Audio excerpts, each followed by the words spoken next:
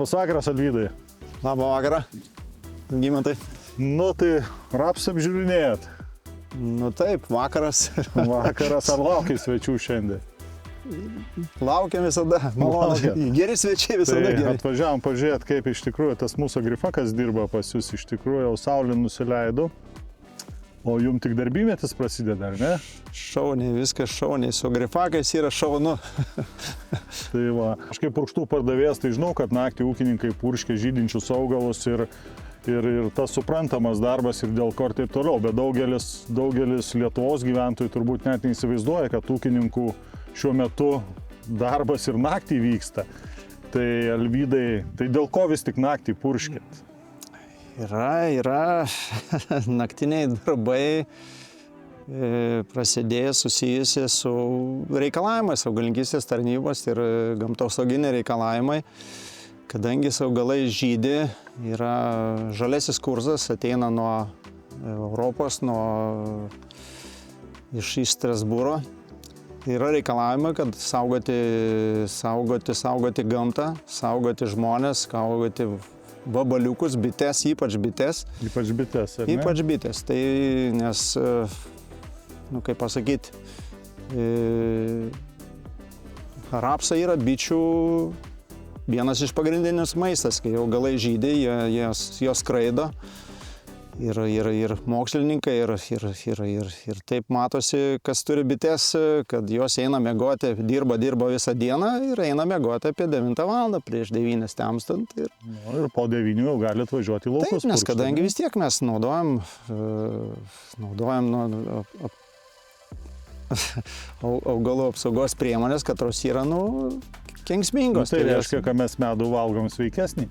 Tai be abejo, tai čia jau jos miega, gražiai miega, jos produktai yra saugus ir katros, kaip sakyti, tiesiog jos nėra, tie augalų apsaugos produktai nėra kenksmingi tiesiogiai bitėm, bet jos vis tiek atsineša, jos pasiklysta tada, tai reikia vis tiek saugoti, kai jos grįžtų į avilį ir tikrai kuo daugiau medaus prineštų.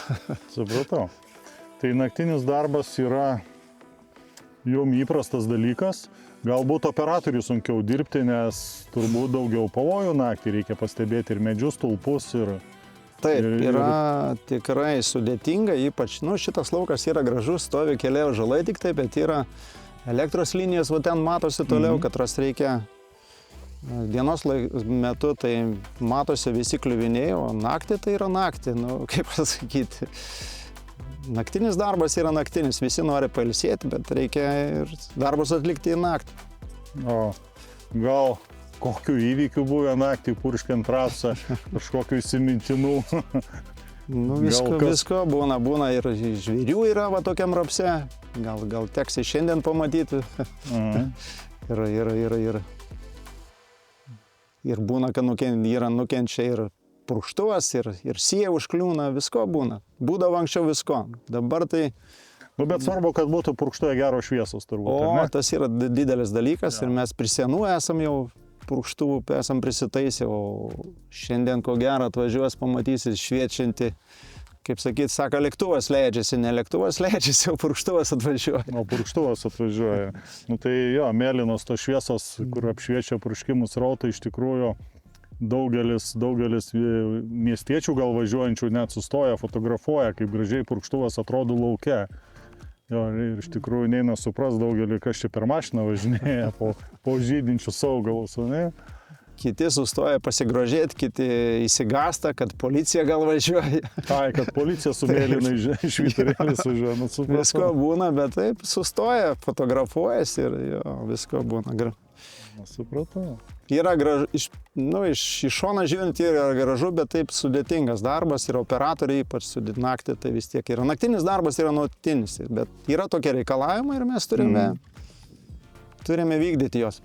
O greit važiuojat per tokį rapsą, ar iš tikrųjų tas greitis kažkiek mažesnis negu standartiškai važiuojat kitus augalus purškėt, nes augalai yra iš tikrųjų įspūdingo aukščių ir taip, ar tas greitas važiavimas nepažeidžia kažkiek tai žiedų, ar čia vis tik tais užtenka to purkštuvo aukščių ir galima važiuoti kaip norit. Savaeigis purkštuvas Agrifakas tikrai yra pritaikytas ir aukštesniem augalam purkšti ir, nu, aišku, reikia saugoti, negalima mes, kaip sakyti,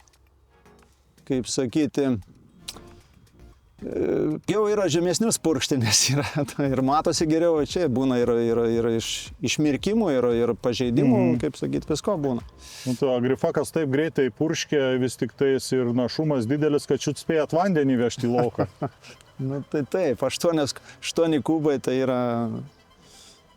Supratau. O vanduo yra iš toliau vežamas iš telkinio, tai to labiau. Tai kiek litrų vandens naudoja dabar į hektarą? Dabar naudojame 200 litrų, nes naktinis purškimas yra rasa matoj dėsis, tai galima pamažinti kažkiek tai vandens kiekį. Ja, bet šita chemija nėra kažkokio reikalavimo, kad purkšti didelį vandens kiekį.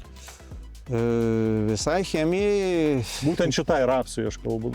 Taip, galima padidinti ir iki 300, bet naktinis purškimas, kaip ir sakiau, galima vandens kiekį pamažinti, nes nu, čia yra minimalaus vandens kiekis 200 litrų. Aišku, prieš tai registruojatės, kaip ir visi, ne? Registruojat purškimą. Taip. Mažiausiai 2 dienas turim suvesti į sistemą, PPS sistemą. Aha. Ir tada jau galim startuoti. Naktinį darbą galim pradėti dirbti. Naktinį darbą.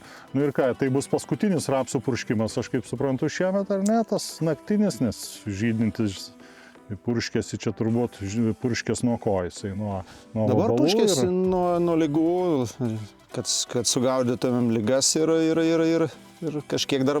Nu, supratau. O tai gal iš vis reikia jo nepurkšti, mažiau išvažinėsit ir gal tas derlius bus toks pat, ar vis tiek reikia čia purkšti?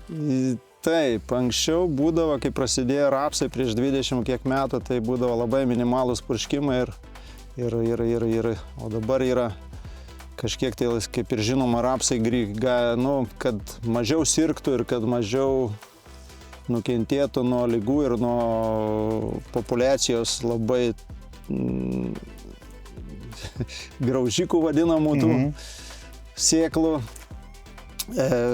Palitrastraubliai visokios yra kenkėjai, katros ėda, tai dabar turim purkšti ir naktį ir sugaudyti ligas, kad pasiekti. Rapsas yra gražus šiais metais, tai reikia pasistengti. Reikia ir įdėti, jeigu tikimės kažką gauti. Na, aišku, ir dabar žiūriu pravažiavęs agrifakas ir rapsas kaip stovėjęs, taip ir stovi. Iš tikrųjų, agrifako aukštis apie 1,30 m nuo apačios yra iki žemės, tai kaip ir užtenka tokio aukščio rapsų ir jie vapjūti lengvesnį, po to neišgula ta vieta, ne? Reikėjo čia prieš kokius 5 metus, kai dar neturėjom to agrifako, tai pasiklyzdavo lauke purkštuvas, o dabar tai tikrai yra faina. Supratau. Tai šitas laukas yra 80 hektarų, tai čia tik pradžia dabar vakarui, o toliau dar, kiek girdėjau, važiuosit ir į didesnį lauką.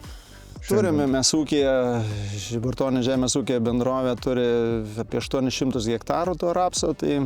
800 hektarų? Ja. 800 hektarų, tai pradėjom tik tai šį vakarą, tai dar... Tai kiek čia naktų reikės? Kai pabaigsim dar, turim 2 savaeigius, kaip sakyti, tai tikėkimės, jeigu viskas gerai, 4 naktis dar reikės pabūti.